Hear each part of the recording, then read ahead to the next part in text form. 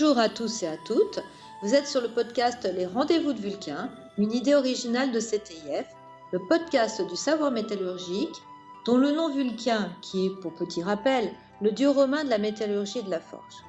Des 7 samouraïs de Akira Kurosawa à Kill Bill de Quentin Tarantino, en passant par de nombreux autres films, séries et livres, les sabres japonais, ou katana, sont entrés dans notre imaginaire en raison de leur esthétique, de leur tranchant et du mystère entourant le Moyen-Âge japonais.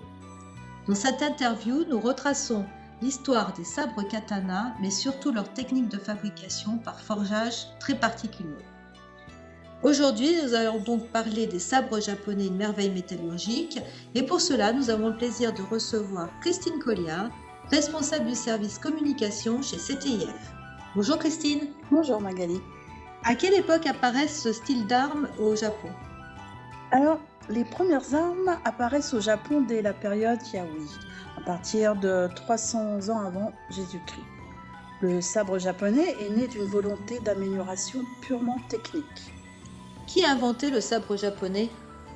Le sabre japonais a été inventé par Ikan Skadasuna en 1709, à la fin de sa vie. Le katana est en fait une arme autant qu'une œuvre d'art, ainsi qu'une œuvre aussi spirituelle. Symbole de pouvoir, d'esprit martial et d'honneur, il représente l'arme du samouraï, le guerrier japonais. En effet, tant la production de l'acier que la fabrication du sabre sont associés à des rites religieux. En particulier le forgeage de la lame, qui associe les 5 éléments du shintoïsme. La terre, le métal, le bois, le feu et l'eau. La fabrication de la lame requérait du forgeron, tempérance et chasteté, et ce, durant toute la durée du forgeage. Donc, il n'est pas sûr que cette tradition soit encore respectée par les forgerons modernes. Mais la forge reste un lieu sacré, protégé des esprits malins par une corde sacrée. Enfin, lors des étapes importantes de la fabrication, le forgeron fait appel aux divinités shinto, les kami. Aujourd'hui encore, le forgeage des lames modernes conserve ces 3 aspects: technique, art et rite. Bien que les techniques de fabrication remontent au 7e siècle, on ne peut pas parler du katana au passé, tant l'arme des samouraïs est encore présente dans la culture du Japon moderne. Un katana, c'est quoi ? Le katana, c'est le sabre japonais. Il est composé d'une lame courbe de plus de 61 cm et il est tranchant. Katana est donc un mot générique qui signifie sabre. Son utilisation était exclusive aux samouraïs. Par conséquent, ils sont également devenus connus sous le nom d'épée de samouraï. Parlez-nous de la sidérurgie au Japon. Alors, les origines de la sidérurgie au Japon sont mal connues, entre le 2e et le 5e siècle. Néanmoins, il semble que le Japon ait importé les techniques sidérurgiques depuis la Corée, laquelle les détenait de la Chine. Si les techniques sidérurgiques chinoises sont bien documentées, les techniques utilisées au Japon sont hypothétiques au moins jusqu'au 8e siècle après Jésus-Christ, avec l'émergence d'un procédé spécifiquement japonais, le procédé tatara. En fait, le tatara désigne un fourneau permettant d'obtenir acier, fer forgé et fonte à partir de fer alluvial et de charbon de bois.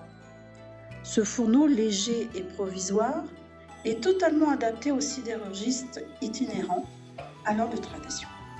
Entre le 8e et le 10e siècle, la production d'acier s'accélère simultanément à l'essor des sabres et des armures.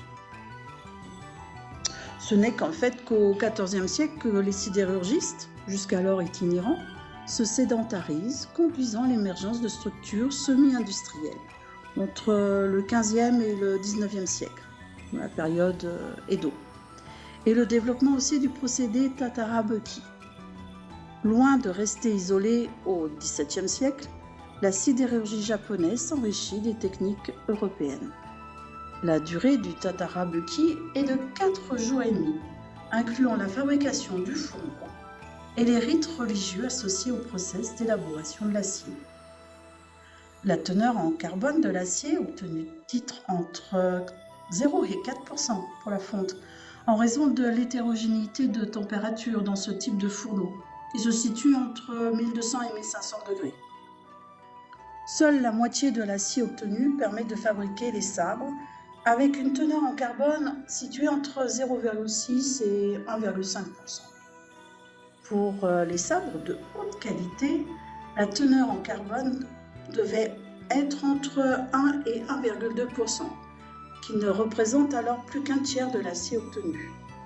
La masse de métal obtenue est ensuite éclatée avec un pilon afin de séparer les différentes teneurs en carbone. On considère souvent à tort que l'acier de Damas est utilisé dans la fabrication des katanas. Quelles sont donc les différences entre l'acier de Damas et celui utilisé pour les sabres? Bonne question, Magali. Alors, en fait, l'acier utilisé pour la fabrication des katanas est une association de nuances d'acier différentes et spécifiques, alors que l'acier de Damas est constitué de grains d'austénite entourés de cémentite. Parlez-nous des différentes étapes de fabrication des katanas. Alors, il y a plusieurs étapes, dont la première est le travail à la forge. La technique traditionnelle du sabre japonais remonte au XIIIe siècle. La lame du sabre japonais est traditionnellement forgée à partir d'un acier brut transformé en acier composite, le massio d'acier. Celui-ci est naturellement composé de 2 nuances et il est brisé en petits morceaux qui sont triés en fonction de leur dureté. Les morceaux durs contiennent plus de carbone et sont utilisés pour l'enveloppe, tandis que les morceaux plus tendres sont utilisés pour le noyau. Lors de la fabrication d'un sabre ou d'une épée, le problème principal du forgeron est de maintenir l'équilibre entre la capacité de coupe et la solidité. En effet, un sabre coupant signifie souvent qu'il est fragile, car plus un acier est dur, qualité nécessaire pour un bon aiguisage, plus il est cassant. D'un autre côté, une lame souple risque de ne pas couper correctement. Le sabre japonais résout ce problème avec élégance, car chaque détail de la technique de forge participe à l'équilibre de la lame. Voilà. Ensuite, nous avons l'étape dite de purification de l'urozigane, c'est-à-dire c'est la préparation de l'acier pour obtenir la bonne teneur en carbone. La purification s'effectue par chauffage et battage. Après fragmentation, le forgeron dispose de petites plaques de 2 à 3 cm de côté et de 6 mm d'épaisseur environ. La qualité de l'acier est évaluée par l'aspect de leur cassure. Ces plaques sont disposées en plusieurs tas sur une spatule en urozigane, emmanchée d'un manche en acier. La longueur de cet empilement peut atteindre 12 cm et peser 3,5 kg. L'ensemble est solidarisé par une feuille en papier de riz pour le transport vers le foyer de la forge. Après plusieurs cycles de martelage à 1300 degrés, température estimée par le forgeron d'après la couleur de l'alliage, on obtient un lingot propre au feuilletage. Alors, en ce qui concerne le feuilletage du kawagane, qui est l'acier à haute teneur en carbone, 0,8%, et du singane, c'est en fait là l'acier peu carburé. La succession des cycles de chauffage-pliage, qui est nécessaire au feuilletage, entraîne la décarburation de l'acier, en particulier du kawagane. Pour limiter cette décarburation, le lingot est enrobé avec une barbotine d'argile et de la cendre de paille, similaire aux couches utilisées en cire perdue. L'opération de feuilletage s'accompagne d'une perte au feu supérieure à 50%. À l'issue de l'opération précédente, le forgeron dispose d'un lingot de 35 cm de long. Le kawagane est le plus souvent formé en U. Le singane est travaillé pour adapter sa forme à celle du kawagane. Il est ensuite inséré dans ce dernier, légèrement en retrait. L'ensemble est chauffé à 1300 degrés afin de souder les deux nuances. Le sandwich ainsi obtenu est le tsuli komi. Alors, on a une étape qui est en fait l'étape suivante, qui est le forgeage de la lame. La première étape du forgeage consiste à étirer le tsuli komi jusqu'à 90% de la longueur finale, avec une épaisseur supérieure à l'épaisseur finale. Cette ébauche est ensuite façonnée en hauteur et profil pour obtenir la lame. La préforme est d'abord étirée longitudinalement.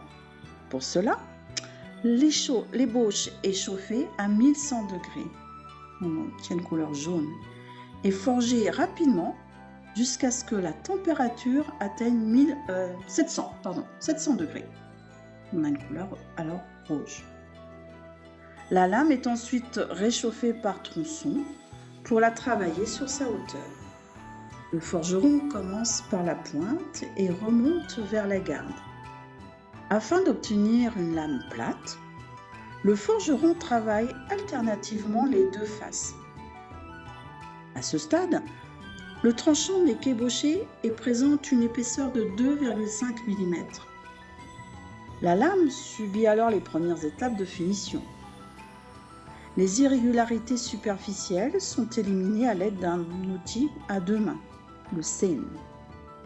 Le tranchant et le dos sont amincis à la lime et l'ensemble de la lame est poli grossièrement. La lame présente alors toutes les lignes et détails de son esthétique finale que la trempe va révéler. Alors, la trempe, qu'en est-il ? Pour la trempe, l'ensemble de la lame est enduit d'une barbotine d'argile, une sorte d'isolant, de charbon de bois, qui joue le rôle de régulateur thermique, et de grès pulvérulent pour la tenue mécanique. La rugosité obtenue après le polissage grossier permet l'adhérence de cette barbotine sur l'acier. C'est en jouant sur les épaisseurs de cette couche et la trempe que le forgeron va obtenir la dureté du tranchant, la souplesse et la courbure de la lame et enfin les figures décoratives. Très fine sur le tranchant, l'épaisseur atteint 6 mm en partie supérieure à la lame, sur le dos. Le forgeron va appliquer des stries de barbotine sur le tranchant perpendiculairement au fil. Ces stries permettent d'obtenir, après la trempe, des fines zones de perlite qui garantissent l'intégrité du tranchant du sabre au combat. La trempe est traditionnellement réalisée de nuit. En effet, l'obscurité permet une meilleure estimation de la température par le forgeron. Le dos de la lame est posé sur un lit de menu charbon de bois. Le forgeron active le feu à l'aide du soufflet tout en déplaçant la lame dans le sens de sa longueur. Lorsque la température atteint 700 degrés, le forgeron retourne la lame, tranchant côté feu, et continue les mouvements de va-et-vient pour conserver homogénéité de température sur la longueur. Ce n'est que lorsque le tranchant prend une couleur orangée que le forgeron réalise la trempe en plongeant la lame dans un bac d'eau, le tranchant vers le bas. Alors, parlons un peu maintenant de la finition du sabre. Le forgeron va ensuite affiner la courbure de la lame en la forgeant sur un bloc de cuivre, chauffé au rouge. Il effectue un polissage grossier qui encadre le travail ultérieur du polisseur. L'esthétique est la création du forgeron. Parfois, il incise des gorges dans la partie supérieure de la lame pour l'alléger ou la décorer et accessoirement favoriser l'écoulement du sang. Après avoir finalisé la soie et percé l'œillet de fixation de la poignée, le forgeron signe sa lame. La finition est par contre le travail du polisseur. Sous forme de pierre ou de poudre, une dizaine de finesses de produits sont utilisées pour permettre aux polisseurs de révéler l'âme du sabre créé par le forgeron. Partie de 4 kg, après plus d'1 mois d'effort, la lame pèse alors moins de 2 kg. Ce survol de la fabrication des sabres katana illustre la maîtrise du travail du fer de ces forgerons, qui n'utilisent aucun instrument moderne, style spectromètre ou thermocouple. Sans connaissance métallurgique théorique, les forgerons du passé, japonais en particulier, ont su développer des nuances d'acier différentes et surtout les reproduire et en transmettre le savoir-faire. Ils ont ainsi inventé les multimatériaux à serre qu'on redécouvre depuis quelques années. Enfin, le travail se faisant à même le sol, dans des positions a priori inconfortables, les forgerons et surtout les polisseurs ont développé des attitudes de travail les préservant des troubles musculo-squelettiques, bien avant les TMS, qu'elles soient identifiées dans l'industrie. Eh bien, pour résumer en quelques mots ce que l'on a appris dans cet épisode, le sabre japonais, appelé katana, est une arme de haute technicité utilisée autrefois par les samouraïs. C'est une œuvre d'art ainsi qu'une œuvre spirituelle. C'est l'arme blanche qui possède la lame la plus tranchante qui existe. La lame mesure entre 60 et 80 cm de long et elle est légèrement courbée. Le katana est porté glissé dans la ceinture, tranchant, dirigé vers le haut. Son élaboration est fort complexe. On utilise 2 aciers différents. Le premier est replié au moins 10 fois et le second 13 fois comme un millefeuille. Sa fabrication demande 1 mois de forge et 1 semaine de polissage. Sans connaissance métallurgique théorique, les forgerons du passé et en particulier les Japonais ont su développer des nuances d'acier différentes et surtout les reproduire et en transmettre le savoir-faire. Ils ont aussi inventé les multimatériaux inserts que l'on redécouvre depuis quelques années. Merci d'avoir écouté ce podcast jusqu'au bout. Si vous souhaitez avoir plus d'informations sur ce sujet, je vous invite à consulter notre blog https://metalblog.ctif.com. N'oubliez pas de liker si cet épisode vous a plu et retrouvez-nous sur nos réseaux sociaux. Nous avons été ravis, Christine, de vous recevoir. Encore merci à tous nos auditeurs de nous avoir écoutés. Et le prochain podcast aura pour thème la fonte GS et ses caractéristiques. À bientôt sur le rendez-vous de Vulcain. Au revoir Christine. Au revoir Magali.